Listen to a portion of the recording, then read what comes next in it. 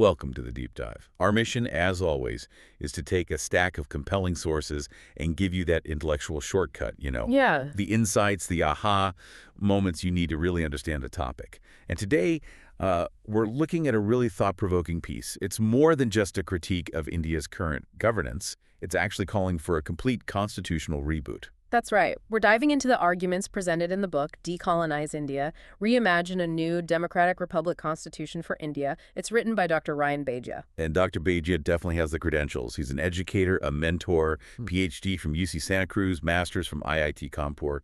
So the core idea here is, well, it's pretty radical, isn't it? For India or Bharat to really move forward, it has to shed these colonial constitutional leftovers completely. Yeah, and that's the central tension, really. Because, most people see the Indian Constitution as this landmark achievement. It's the world's longest written one.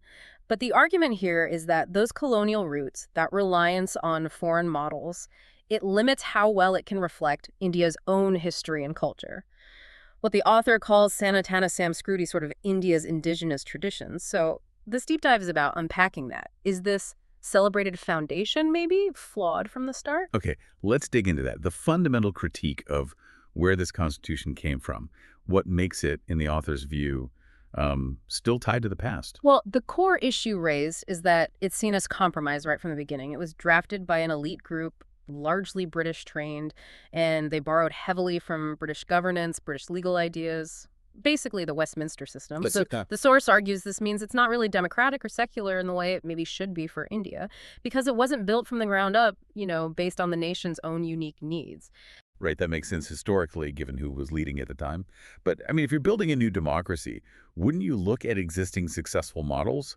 Why is borrowing seen as such a fundamental flaw? Well, that's where they also points to what they see as evidence of instability. Or maybe ill-fitting is a better term. And this is the part that might make you go, They point to the sheer number of amendments. Since 1950, the Indian Constitution has been amended nearly 100 times. Wow, nearly 100. In, 70-odd years? How does that stack up? Put that in perspective. Well, compare it to the U.S. Constitution. Much older, right? It's only been amended 27 times. Ever. So the argument here is that this huge number of changes, these patchwork repairs, suggest the original wasn't quite right. It needed constant fixing, reacting to problems, instead of being this solid, guiding foundation. But couldn't you argue the opposite? That lots of amendments show it's flexible, adapting to modern times. Isn't that the usual defense? That is the standard counter-argument, yes. Adaptability, vitality. But this source pushes back on that interpretation. It argues the reason for so many amendments goes back to that colonial framework. Specifically, its heavy reliance on the Government of India Act of 1935. The 1935 Act, that was a British law for governing India, wasn't it? Exactly, a colonial-era law. And a huge chunk of the current constitution is apparently drawn directly from it. So by leaning so heavily on that act, the argument goes, the Constitution kind of accidentally locked in a hierarchy, one where the government is naturally the master and the people are, well, more like subjects. Okay, so the architecture itself is seen as colonial. Does the analysis extend that to the legal machinery too? The actual laws? Are they viewed as just as problematic? Absolutely. The focus shifts squarely onto the Indian Penal Code, the IPC, from 1860, drafted by Macaulay, and the source labels it as basically the ultimate colonial tool, designed not for citizens but for subjects, to control them, make wealth extraction easier, suppress dissent. Right, the IPC.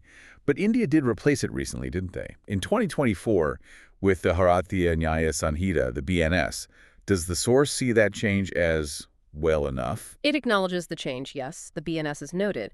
But the argument is that just using that old IPC framework for so many decades after independence, that itself represents an incomplete break. Simply changing the name, the source implies, doesn't necessarily change the underlying philosophy of state control versus citizen rights. So if a name change isn't enough, what kind of deeper legal reforms does this proposal advocate for to get that philosophical shift? Two big things stand out: accountability and history. First, accountability. To flip that hierarchy, citizen as master, state as servant, the proposal calls for what it terms exemplary punishment. Exemplary punishment. What does that mean exactly? It means incredibly severe penalties. The suggestion is something like 10 times harsher punishments, specifically aimed at people in positions of trust: police, politicians, public officials who abuse their power for personal gain. The idea is the higher the trust, the bigger the fall. Make corruption unthinkable. essentially, a powerful deterrent. 10 times harsher. That's certainly exemplary. Mm-hmm. And the other reform, about history. Yes. This ties into the identity aspect. The source proposes a law making it a federal crime to dilute, hide, or misrepresent India's true history, what they refer to as itihasam. Making misrepresenting history a federal crime. Why such a strong measure? Because the author sees history as fundamental. It's the root, they argue, that builds a nation's inner strength, its identity, its self-esteem. If that history gets distorted or whitewashed, it supposedly leads to psychological instability for the people, makes the nation weaker. So protecting Itihasam is framed as protecting the nation's mental and moral core. Interesting. Connecting legal frameworks directly to national psychology. Okay, let's shift back to the current Constitution for a moment. The preamble promises a socialist, secular, democratic republic. Does the source argue India actually lives up to those ideals in practice? According to this analysis, no, not really, across all three. It points to a gap between the ideals and the reality. Take socialism.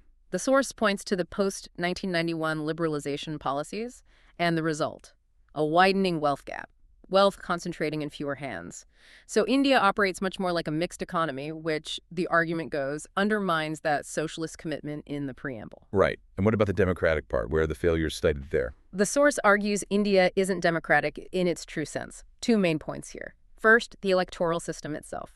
First past the post, or FPTP, which often means someone can win a seat without getting a majority of the votes cast, leads to skewed representation, arguably. Second, things like the dominance of political dynasties and widespread corruption. These are seen as undermining genuine democratic participation. Okay.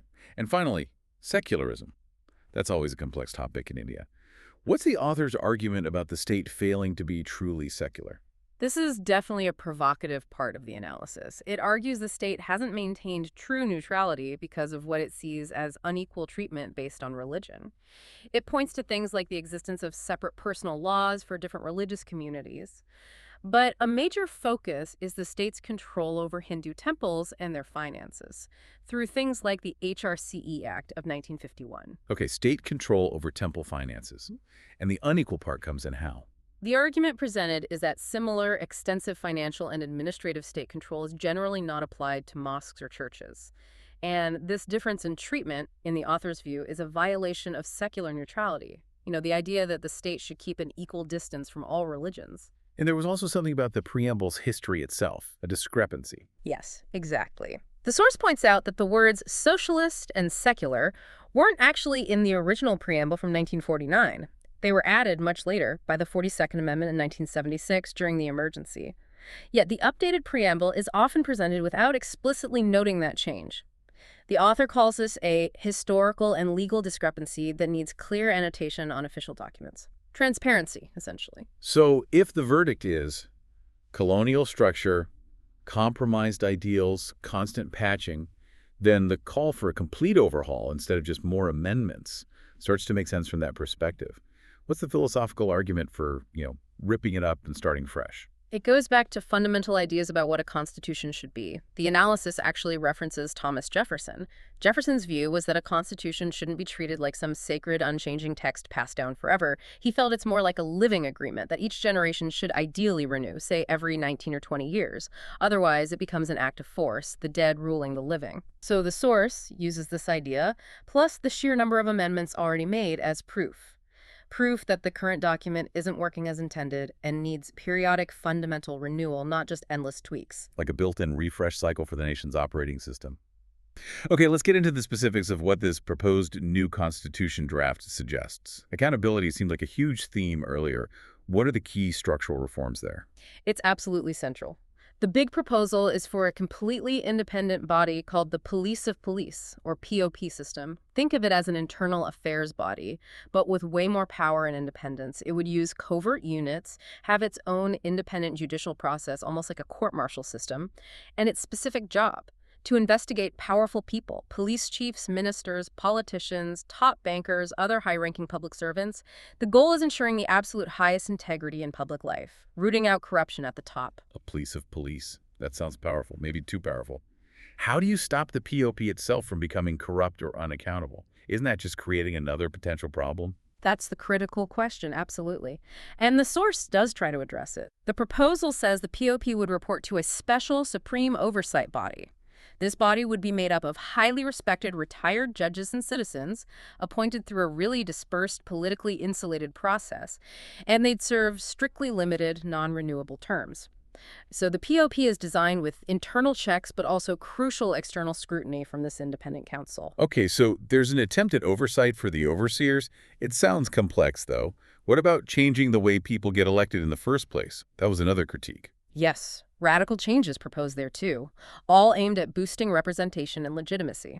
The proposal requires a candidate to win an absolute majority. And get this, it's not just 50% of those who voted, it's more than 50% of all eligible registered voters in that constituency. Oh, 50% of all registered voters, not just turnout. Given how many people don't vote, that's an incredibly high bar to clear. It is deliberately high, yes.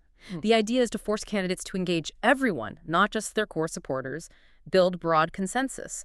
If no one gets that absolute majority in the first round, there's a runoff election between the top contenders. If the runoff still doesn't produce an absolute majority winner, the proposal suggests the prime minister would then appoint someone to fill the seat. PM appointment if elections fail. That's another interesting twist. And there's something about recalling elected officials. Yes, a strong right to recall mechanism. It could be triggered if just 33% of the registered voters in a constituency sign a petition. Again, reinforcing that idea. The citizens are the ultimate masters. Politicians are accountable to them throughout their term. And term limits. To prevent people staying in power too long. Simple and strict on that one. A cumulative limit of 15 years. That's total, across any elected position, at any level, local, state, or federal. The aim is to prevent that political entrenchment, break up the dynasties the source criticizes. Okay, that covers governance structure and elections. Now let's talk about national identity. There was a really provocative proposal about changing how India marks its independence, right? Yes, probably one of the most historically charged proposals in the document. The source argues India should recognize December 30th, 1943 as its true Independence Day. December 1943. Why that specific date? What happened then? That's the date when Netaji Subhas Chandra Bose's Azad Hind government raised the Indian flag in the Andaman and Nicobar Islands, territory they had effectively taken control of. The analysis frames this as the key moment, an unambiguous assertion of complete independence achieved by Indians fighting against the British. Okay, so a declaration backed by action on Indian soil, distinct from the British timeline. So how does this proposal suggest viewing August 15th, 1947, the date everyone currently celebrates? This is where it gets quite somber. The author argues August 15th, 1947 didn't grant full independence, but rather dominion status within the British Commonwealth. A compromise. More importantly, given the horrific violence and displacement of the partition that accompanied it. The proposal suggests August 15th should be remembered solemnly as a national day of grief. A day of grief. That's a profound reframing, to acknowledge the loss alongside the transfer of power. Exactly. Estimates suggest up to 2 million people died, maybe 15 to 20 million were displaced. So shifting the focus from pure celebration to acknowledging that immense human cost. This whole proposal, then, seems focused on cutting ties with the colonial narrative and actively reconnecting with something older, more indigenous. What specific historical roots or systems does the author want to draw on for this new constitution? The ultimate aim is definitely to reconnect with ancient Indian or Vedic principles of governance, concepts like the Rajan, the ruler, whose legitimacy comes purely from serving the people, not from birthright or conquest. And reviving consultative bodies mentioned in ancient texts, like the Sabha, perhaps an assembly of elders or experts, and the Samiti, a larger, more general assembly of the people. The core belief is that grounding the Constitution in these kinds of recognizable indigenous roots, that's what will foster psychological stability, national self-esteem, and resilience. The things we talked about earlier with the history law. Right. Building on a foundation people feel is authentically theirs. Wow. Okay, this has been a really deep dive into what is, frankly, a radical blueprint for a potential new Bharat. Lots to think about. It really is. So to quickly summarize for you listening, the core argument we've explored is that the current Indian constitution is viewed by the source as fundamentally compromised by its colonial origins. Evidence, they argue, by the high amendment rate and a perceived failure to fully meet its own ideals like secularism and true democracy. The proposed solution isn't more tinkering, but a complete overhaul.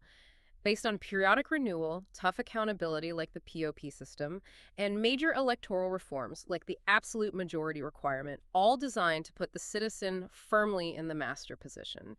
And, the author encourages that kind of deep thinking, referencing an intellectual framework. Know what you know what you don't know what you don't know that you know what you don't know that you don't know. Always question assumptions. Which definitely leaves us, and you, with a final provocative thought to mull over. If a nation's constitution, its foundational rulebook, was largely based on the legal framework of a former colonial power, is that nation truly self-governing in the deepest sense?